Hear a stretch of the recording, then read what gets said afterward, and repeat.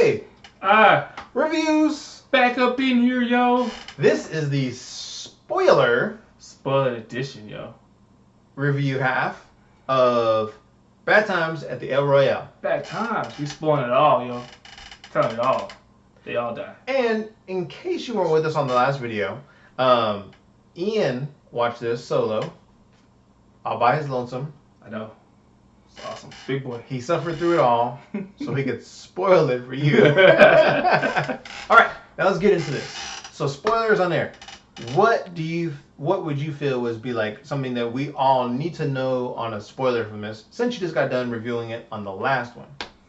Like in terms of just what everyone needs to know from the there isn't really too much. It's complex, so we can't really spoil it with one little part. So is it something you even want to talk about? Should we even record this? I mean, there's a lot that goes on. I mean, if you look for the trailer, the one guy you think, I said going on that I thought was actually running the hotel, isn't. He's just a guest, and he's not in the movie very long. Okay. And you're like, oh, I expected you to be in this movie longer than that. That probably the one that gets shot, huh?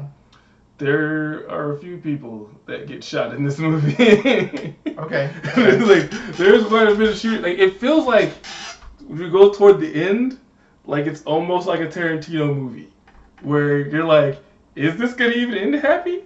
Is they going to full Tarantino and everyone just dies? You don't know, and that's just kind of how that movie rolls along. Everyone has this kind of weird secret, and even the bellboy.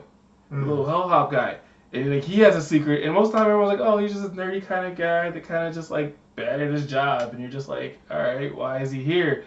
And then his secret is the last one to they give out. Oh, okay. And you're just like, oh, well, this is a spoiler edition.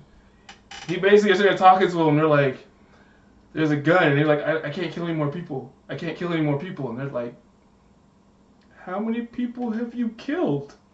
173. The what? The what? Wow. The what? Wait, you've done what? And it goes this whole flashback, and you're just like, oh, come to find out, he was a sniper in Vietnam. Oh, jeez. And they just show him he's legit, just taking people out, left and right, and he's there, kind of just dealing with, PTSD of that, he's on drugs, and he's kind of just trying to and the one character is a priest, but not really a priest. But he believed it, so he's trying. The whole movie, he's almost trying to repent to him. Okay. All his sins. I feel so bad. I do this, and I don't want to do it. So he doesn't want to kill anymore because he's trying to better himself. Okay. But he doesn't stick to that, and jeez, he picks up the gun and goes to work on it. Okay. Yeah, I mean he's a sniper. This fool was sniping with a shotgun, and I'm like, this dude is legit. Did you just hit that dude from across the way with a shotgun? Oh, jeez. Oh, okay, you are the guy. I'm gonna go ahead and say that. But yeah, it kind of centered around the priest. That in terms of most of the movie, I think he has most of the screen time, because he's basically they robbed a place 10 years ago. So they robbed this armored vehicle, and they basically made up a plan to put the meetup at the El Royale 10 years ago. But his brother got double crossed by one of the people, and they got killed. But he hid it in the room, in the floor. So he came back, 10 years later, because he got caught.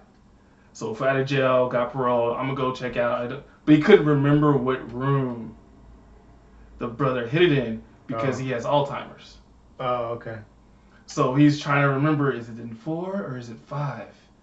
And so when he's checking in, they're asking him, he's like, I don't know which room I want. I'll go with 4.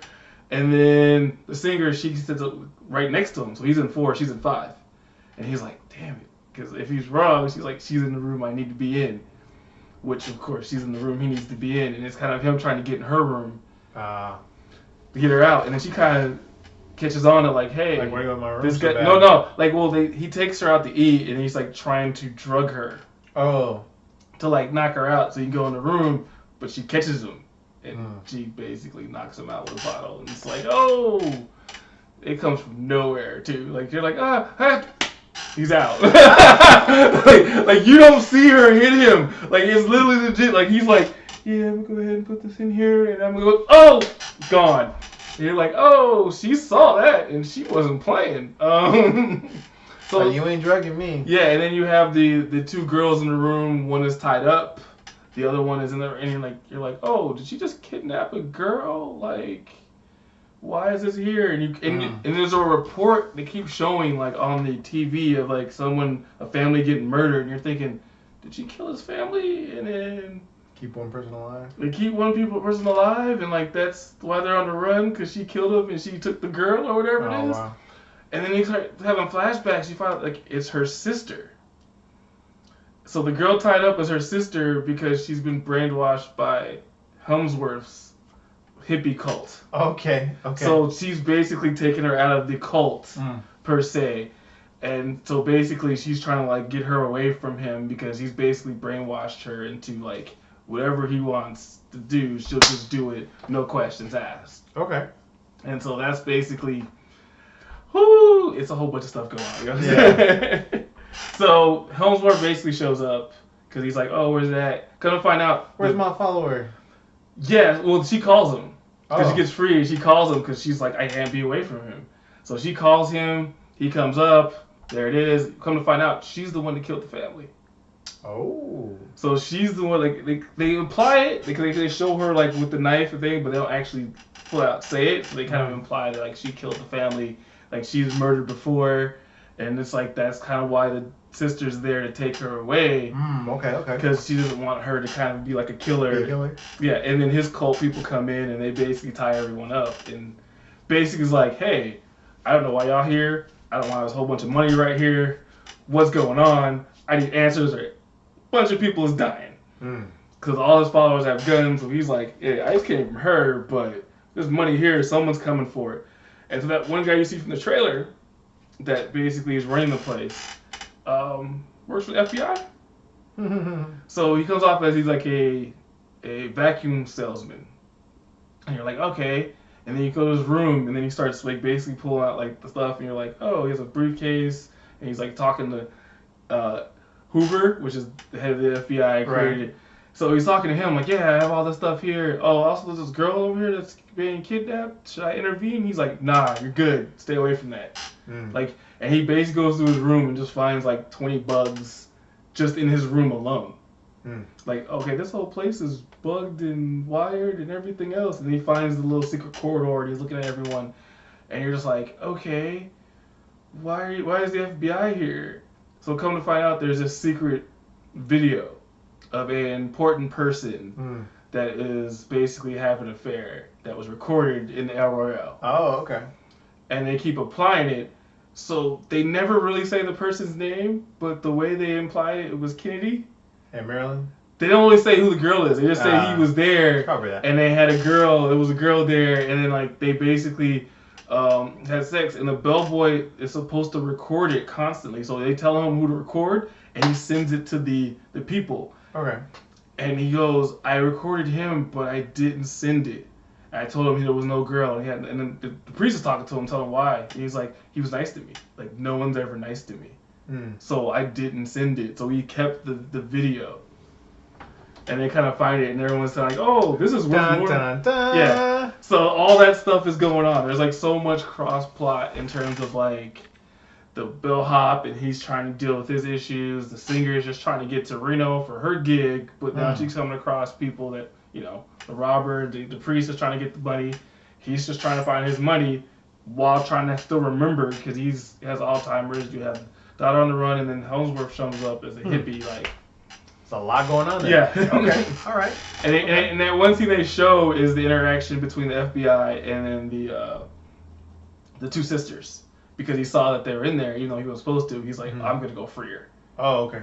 And then he goes into that whole situation. So he does it against the suggestion of J. Yeah. Hoover. J. Hoover. Yeah. So he goes against it when he basically directly tells him, do not interfere. And he does it. And he goes in and gets himself killed. Bam.